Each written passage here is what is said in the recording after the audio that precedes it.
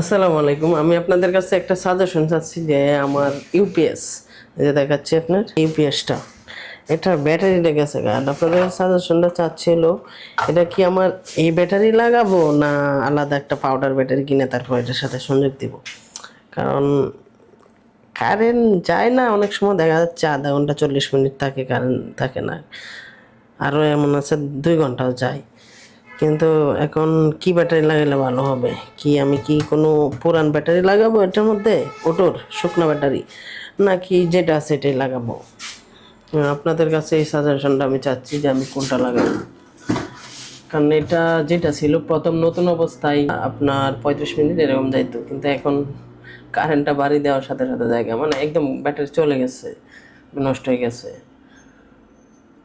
এখন কোনটা লাগাইলে ভালো হয় এটাই আপনাদের কাছে সাজেশনটা চাচ্ছি। আপনারা যদি জানা থাকে একটু কমেন্টে বলেন।